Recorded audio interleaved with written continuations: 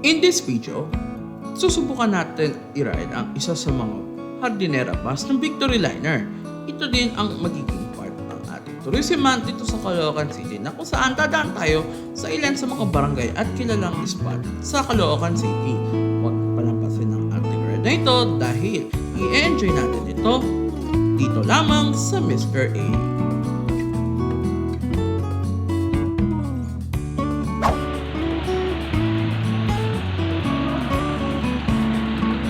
Ito ating kasama. Ayan.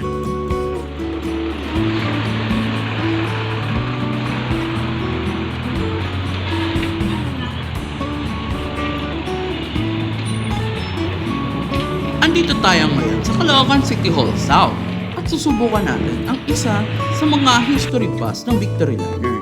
Ito ang kanilang hardinera bus. Ito ay gawa sa Del Monte na na-inspire noong 1945. Ang 1945 ang year na unang bumiyahe ang Victory Liner mula Manila hanggang Olongapo. At kung mapapansin ninyo, ay medyo maganda-ganda din ang pagkakagawa nito at na-revive noong 2023 lamang. Kaya kung mapapansin ninyo, ay madami din itong balik-tanaw sa loob ng bus na ito. Lalo na sa mga unang beses na makakita na ganitong bus at sa mga new generation. Kaya kung mapapansin niyo ay kompleto recados at meron din itong ladder na kung saan maraming mga pagsasakyan rin ito. At higit pa dyan, yung upuan ng pahilera na nagsisilbing passenger comfort. At makikita ninyo na ganito rin talaga siya noong mga unang panahon, lalo na sa mga ibang kumpanya.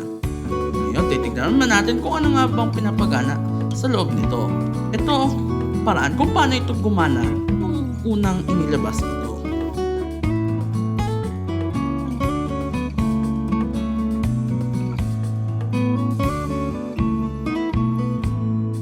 Okay, so what's up? It's Mr. Ilfono.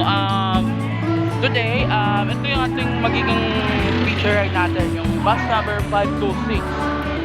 So ito po ay sponsored by our Caloocan City Affairs of Tourism Office. Yan po, CCATO. So ito po sila. Okay, so dito na tayo sa vintage buses from the Victory Liner. So in any minutes, no, ay sisibat na rin tayo. So pinare-ready na rin natin yung ating mga kasama natin dito na taga-tourism office.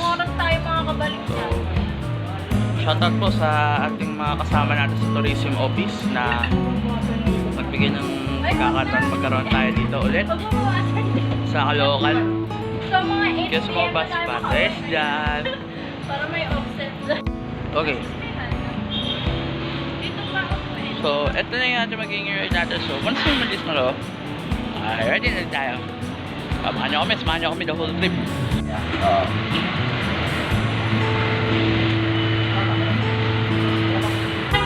Hello, my boss. Dali ako. Hindi ako. Tapos, ano. A few minutes later. Makalipas lamang ang ilang minuto ay umalis na tayo sa Caloocan City Hall South kung saan magsisimula ng full trip sa biyahe nito. Dito na ibigay ng driver ang magiging daan para sa ating South Leg or Leg 1 ng ating Caloocan Vintage Bus Trip.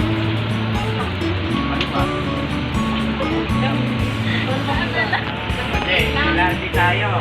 Tapos may pabi nyo, kanan ng hindi. Ay, hindi. Kanan ng yung kabini. Tapos sa kandaan, dire-diretso, tapos monumento. Tapos hindi nyo na. Nag-diretso na ron. Sobra. Itong magiging guide para sa ating South Leg nito. Una itong mula dadaan ng Caloocan City Hall South, papuntang SM City Grand Terminal, MCO, papuntang Mabini at C3 Road bago makarating ng Quirino Highway.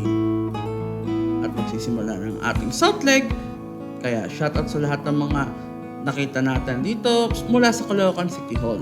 Kasama ang ating driver at kasama ng mga staff ng Caloocan City Affairs and Tourism Office ay dito na magsisimula ang ating South Leg.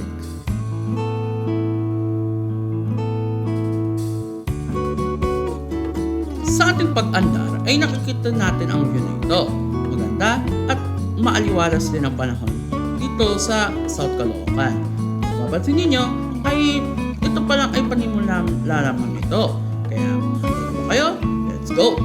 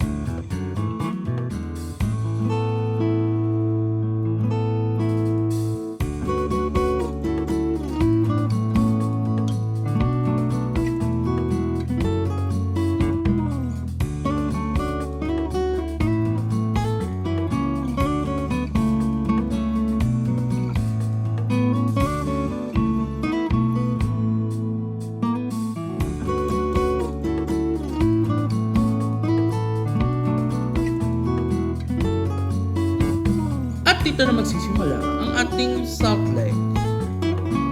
Pag kanan sa EDSA ay dito na tayo mag-start. Mula 8th Avenue ay dire-diretso itong dumaan sa Rizal Avenue at nag-circle papuntang Rotonda para makarating sa kabilang bayan ang papuntang Sangandaan. Pero at this point, makakaranas din tayo ng medyo magal-bagal ng traffic. Pero ayos lang din naman dahil kada umaga ay ganun talaga ang nagiging sitwasyon dito. May mga ilan na tayo makikita ng mga spots dito sa South Caloocan. Katulad na lamang ng ating unang makikita sa video dito. Ang SM City Grand Central. Tabi lamang ito ng LRT. Kung saan marami din ito mga pasero na nag-aabang araw-araw. At ito rin ay isa sa mga bagong bukas sa South Caloocan. Pagdaan natin dito ay nakita rin natin ang Bonifacio Monument na kung saan ito ay na-inspire or pinag-aalay nito para kay Andres Bonifacio. Dumaan mo na sa gate sa EDSA para makapag-U-turn.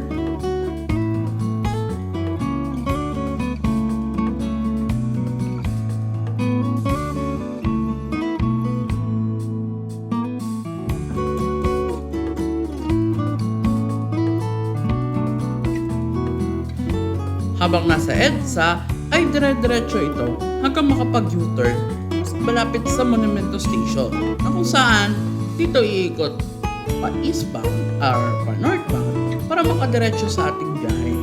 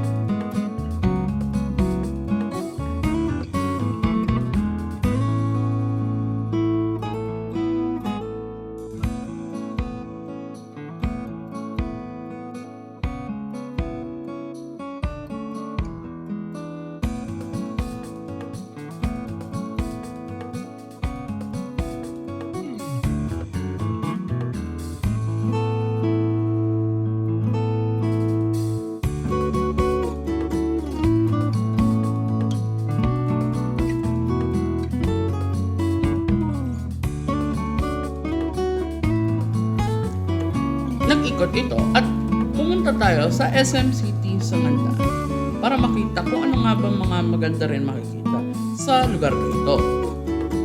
Ito ang ating shortcut, ang Pure Gold Monumento.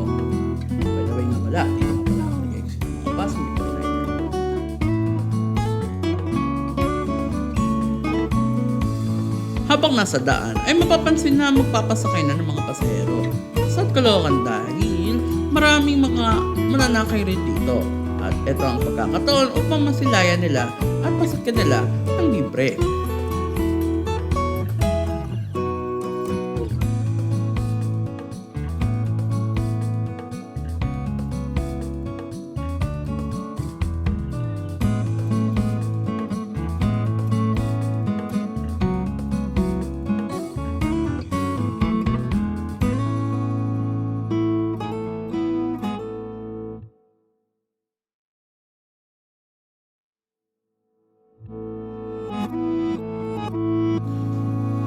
Pagdating natin dito sa SJ Sanandaan ay marami na tayo agad nakikita ng mga estudyante.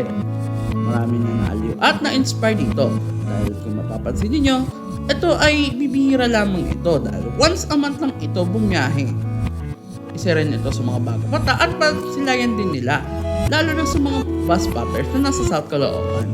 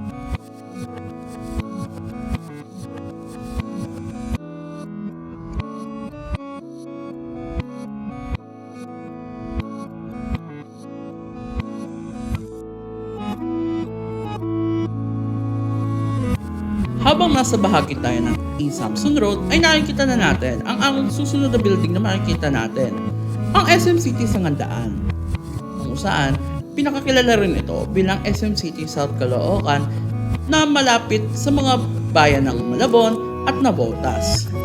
Ito rin ang second option kung sakaling mas nalalayuan sila sa SM City Grand Central. Pagkatating natin sa E. Samson ay dumiretso naman tayo at kumaliwa papuntang A. Mabini Road.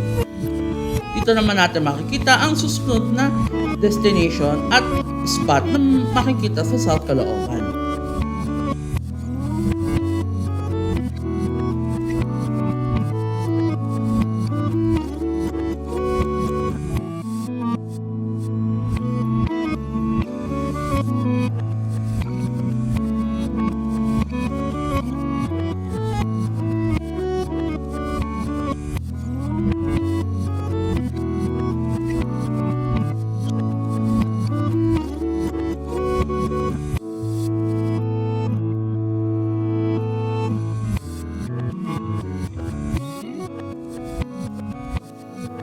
Makalipas lamang ang ilang minuto ay nakarating na tayo sa A. Mabini Road sa Caloocan.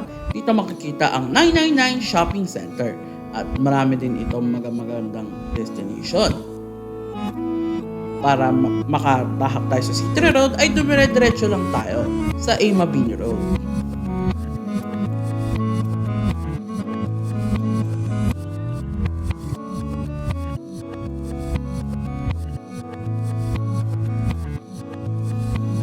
At makalipas rin lamang ng ilang minuto ulit, ay narating na natin ang C3 Road. Dito tayo titigil sandali at magkokonting stretch lamang bago magpatuloy sa ating biyahe. Kaya sinulit ko na rin ang pagkakataon para pitikan ang bus dito. At pagpapatuloy na tayo sa ating special trip. Shoutout nga pala sa ating front or sa mga tao na napitik dito sa C3 Road. Tayo ay dire-diretso na tayo dahil matatapos na ang ating south leg ng vintage bus trip.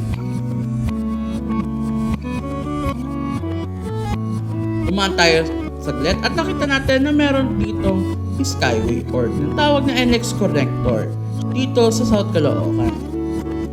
Ang nakikita niyo ngayon ay yung lugar ng NX connector na papuntang Espanya.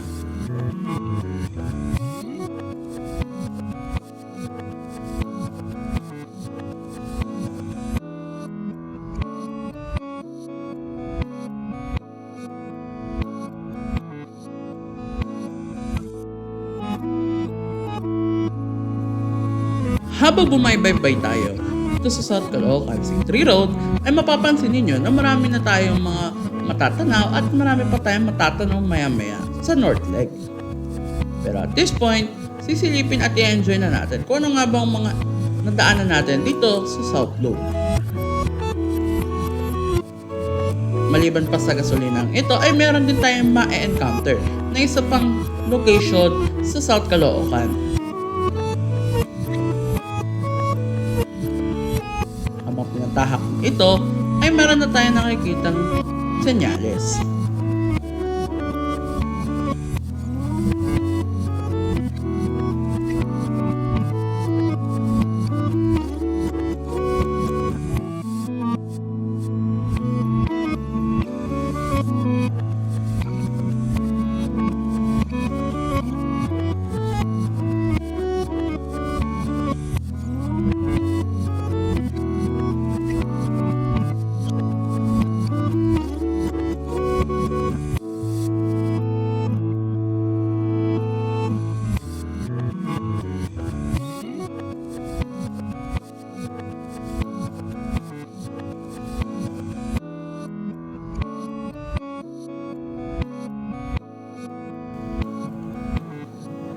Habang tinatahak ang C3 Road, ay malapit na natin makita ang isa sa mga pinupuntahan din at nakikita sa South Caloocan. Ito ay ang Columbario ng La Loma. Ito ay boundary ng Quezon City, Caloocan at Maynila. Pero dito naka-situation sa South Caloocan, kaya isinama natin sa video ito.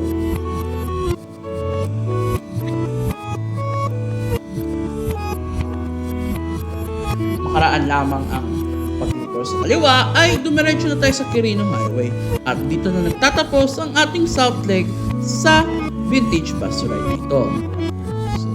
So, enjoy muna natin ang view na ito habang pupunta tayo sa susunod na stop sa Bagumbong, Caloocan na kung saan magsa-stop over tayo at doon natin itutuloy ang second leg ng ating vintage bus ride.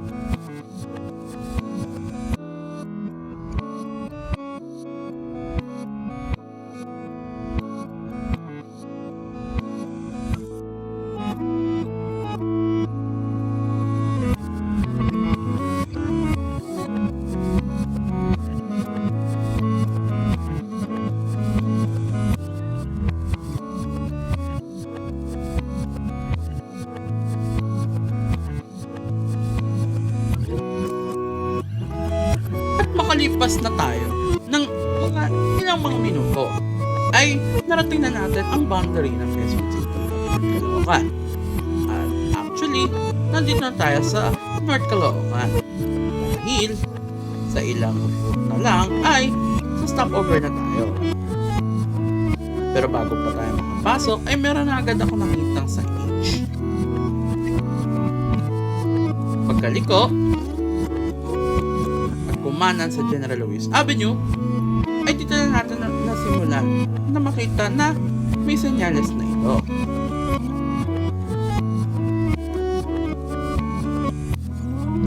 And yes, nandito na tayo sa North Caloocan. Magiging part ng unang leg para sa North Loop. Pero bago yan, dire-diretsuhin muna natin dahil pupunta tayo sa Caloocan Sports Complex para sa stopover.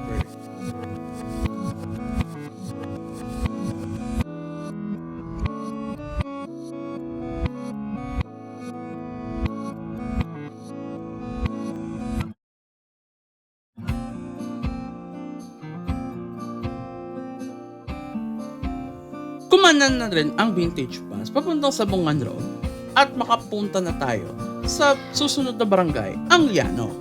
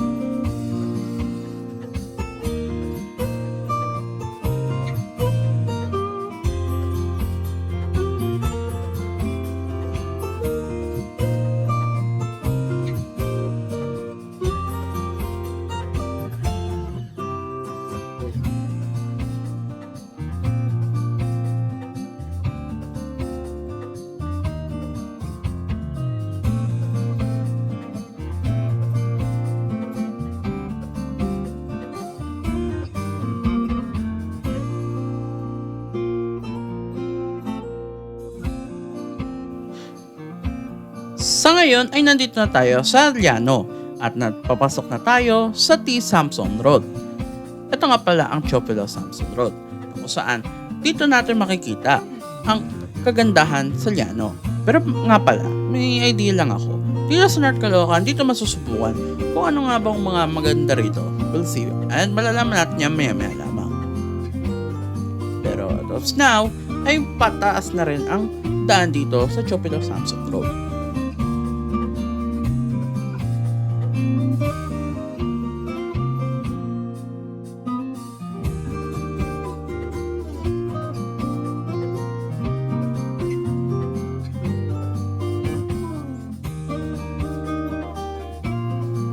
At makalipas lamang ang ilang minuto ay nakarating na rin tayo sa susunod na barangay, ang Barangay Deparo.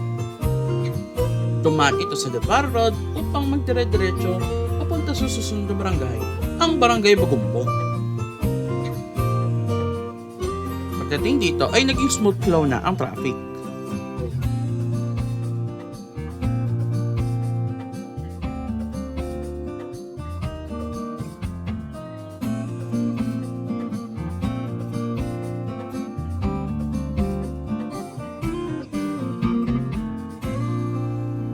Makaraan lamang ang ilang minuto ay nakita at nadaanan na natin ang Deparo Elementary School. Sa ilang stretch na lang ay susunod na ang barangay ng Bagumbong, na kung saan malapit ito sa Caloocan Sports Complex at dito rin tayo magsa-stop over para magpatuloy sa ating North Leg ng vintage bus.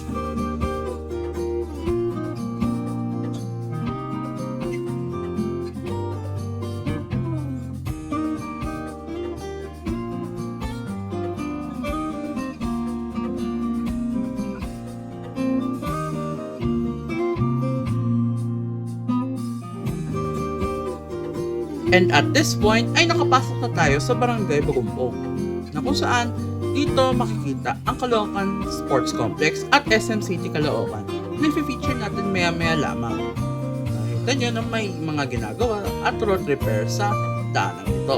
Hindi naman naging hadlang sa papuntang sports complex at nagdire-diretso lamang ito. At dito na mag-stop over ang ating mga kasama sa vintage bus bago magpatuloy sa ating biyahe.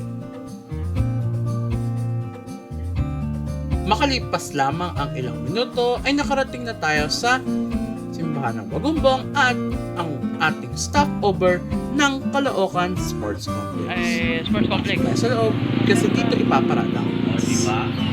Hindi tayo makakakanan.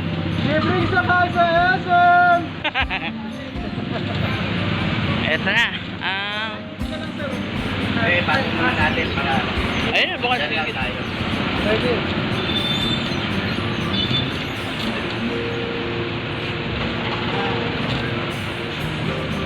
Ito na?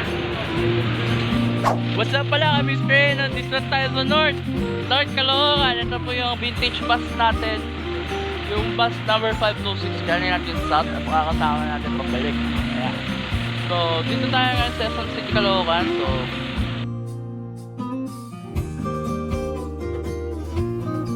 Kung mapapansin ninyo, ay nandito tayo sa SM City Caloocan. Dito ang magandang view para ma-feature ang vintage bus sa loob ng North Caloocan area. Pero habang ginagawa din ito ay marami din akong nakita at namangha dahil ito ay bilang isang bus enthusiast ay nagiging alaala na rin ito para sa akin. At may mga tao din tayo na nagpi-feature sa bus na ito. Bukod pa rito, bilang parte ng 80th anniversary ng Victory Liner, ay marami rin akong mga na-experiences at nasubukan na interesting din para sa akin. Kaya, isang happy 80th anniversary sa Victory Liner. After ng 2 oras ng ating break time, ay tumuloy na tayo para sa ating North Leg. Ito ay magsisimula sa Caloocan Sports Complex na dadaan sa Congressional Road, Camarin Road, Sabarte at Bagong Silang.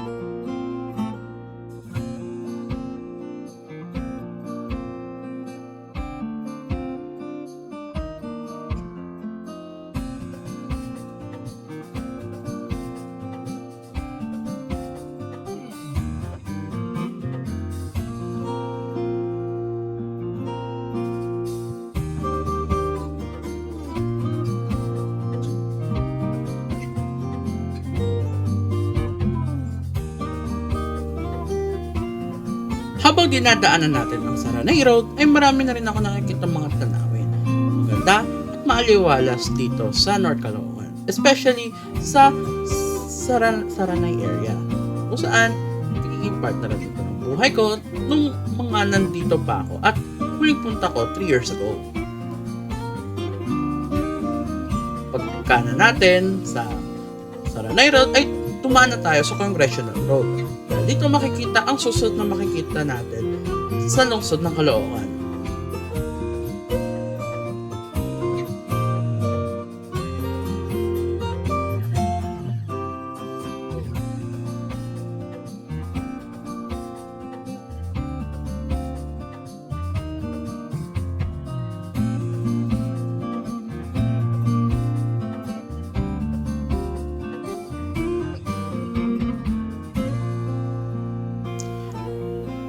After few minutes ay nakita na natin ang Caloocan City National Science High School at ang UCC Congressional Campus.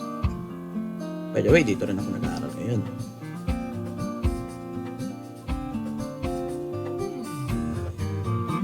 Sa ating challenge na ito, as I said, sinabi ko kanina, ay meron itong mga uphills. Ngayon, nararamdaman na natin. Ngayon naman, ipababa naman ang pagdaan.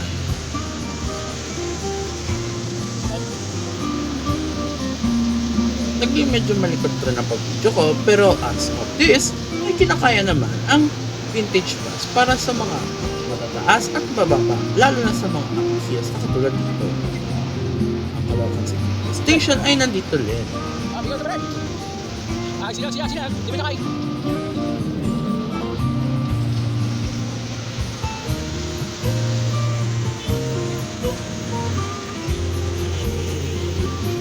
By the way, dito natin check. Ay, oo. Ay, wait. Saan na diretso? Ay, kaliwa.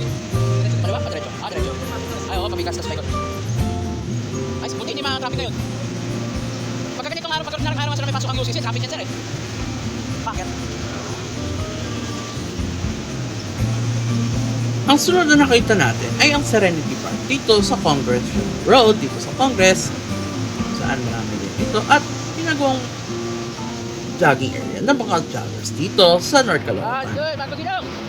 At makalipas lamang ang ilang minuto ay kumaliwan na tayo at tumuloy na sa susunod na barangay, ang Camarin. So, pumunta na tayo sa Camarin Road. Oh, biya.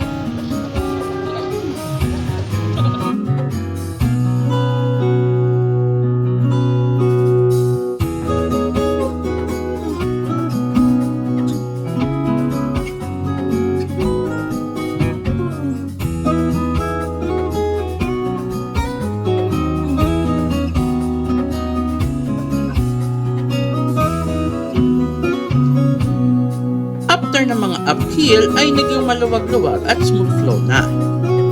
At meron pa nga dito nagpasakay ng mga pasahero. Kahit medyo matraffic ay naging smooth sailing pa rin ang pagbiyahe ng vintage bus. Pagkasakay ay tumuloy na tayo.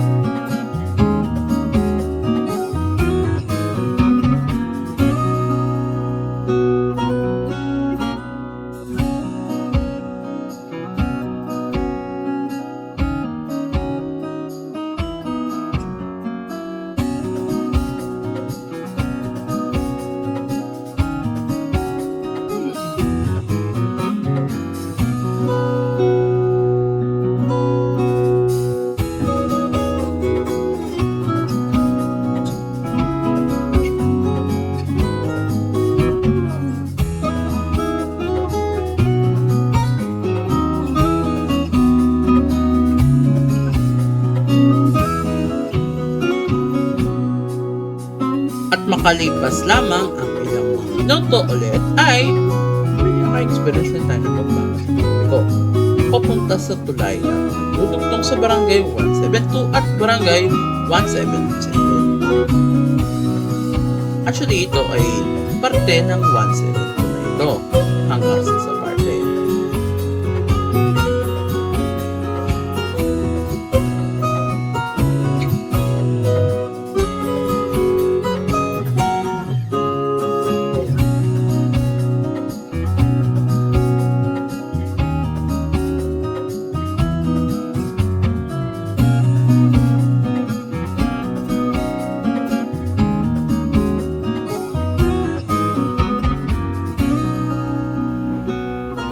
Makalipas lamang ang mga ilang minuto ay narating na natin ang susunod na barangay, ang Barangay Sabarte. Tatlong mall at makikita natin, actually yung isa hindi siya mall. Ito siyang supermarket. Meron ditong Thai Mall, meron tayo sa Barte Town Center, at meron ding Pure Gold sa Bante. Kung saan, ito ay part ng superstore. Kung saan, magandang situation dito sa North Caloocan. Shoutout nga pala sa ating enforcer na video. At nagpatuloy tayo at nagdiretso na sa Sabarte Road.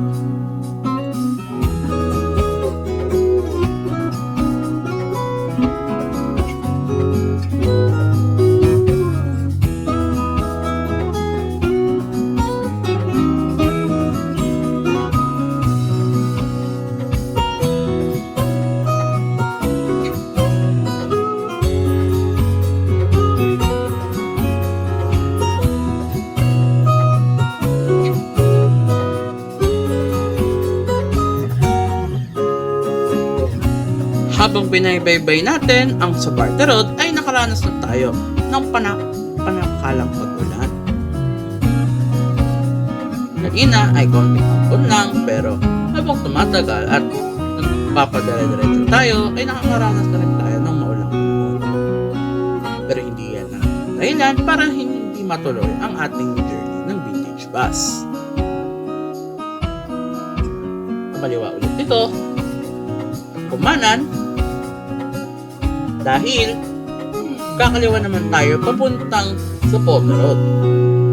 Ang Zapote Road ay mapupunta ng Cotabato at pupunta sa ating susunod na barangay, ang Bagong Silang.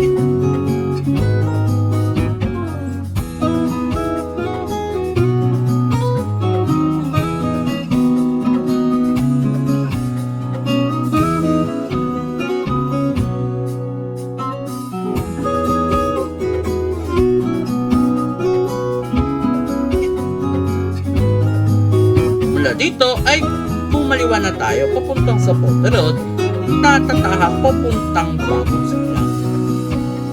At parte na rin ito ng Camarin.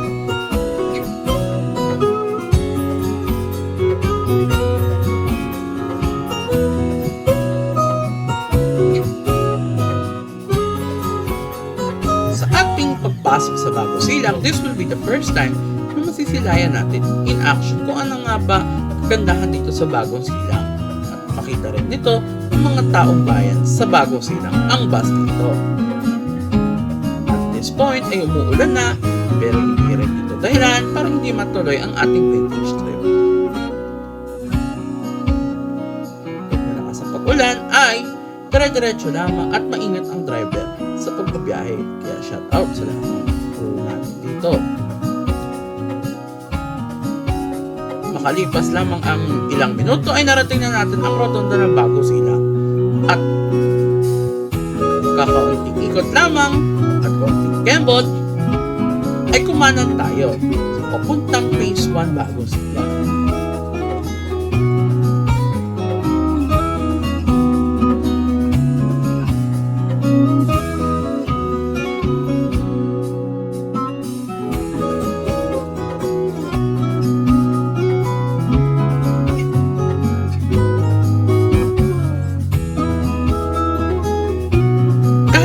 Sa mga oras na ito ay naging smooth flow at dire-diretso ang biyahe. At sa lahat ng mga experience ko, ito ay napaka-memorable. Dahil bilang bus spotter at bus enthusiast, naging parte ng buhay ko ito at masubukan rin kung ano nga ba ang ginamit ng bus nila noon. Pupunta tayo sa pataas na parte ng Phase 1. Habang pinaybay natin ay unti na rin nawawala ang pag-ulan.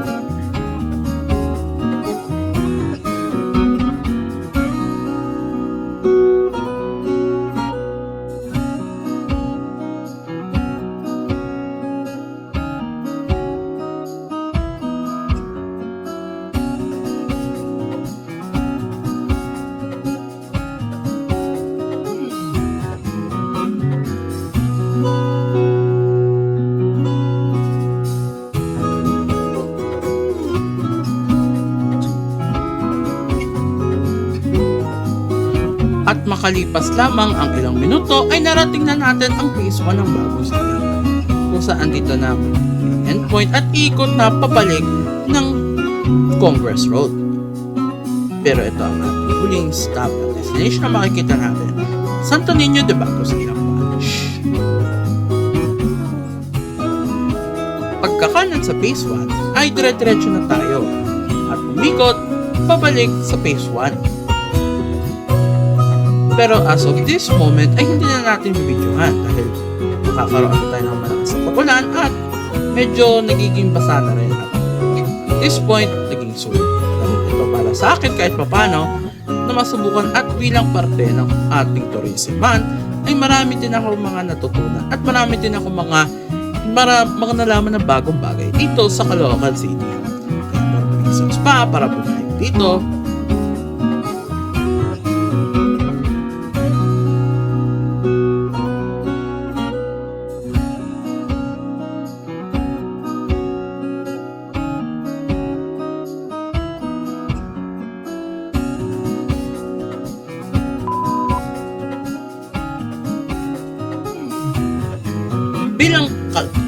Bilang parte ng Batang Kankalo ay naging parte din ako ng buhay basketball. At sa natutunan dito sa vintage bus ride na ito ay marami din ako na-experience at na-encounter sa challenges. South Caloocan hanggang North Caloocan ay naging memorable din para sa akin para masilayan din ng mga bus spotters at bus enthusiasts around Caloocan City. Nasulit ang aking ride na ito. Kaya napapasalamat ako sa Caloocan City Affairs and Tourism sa pag-introduce sa ride na ito. Siyempre, hindi rin tayo makalimutan kung hindi natin papasalamatan ang Caloocan City Government at siyempre ang ating featured bus company na Victory Liner. Shoutout po sa lahat ng mga staff at crew na nakasama natin dito at dating mga escort na nakasabay natin at naka-guide natin around the trip.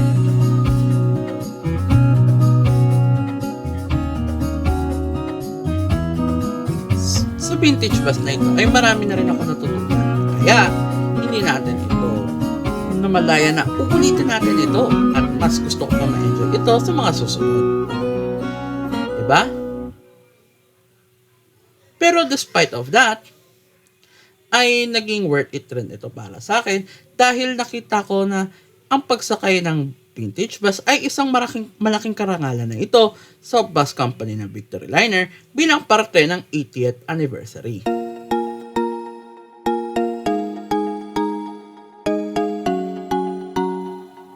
At higit pa rito ay marami din ako na-ambag at marami rin ako natutunan in and out the trip.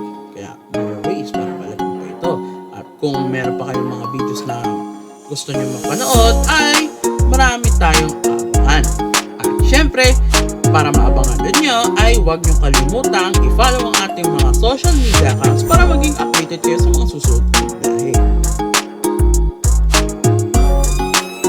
Maraming salamat sa panonood and this is Mr. A. Bus is Life.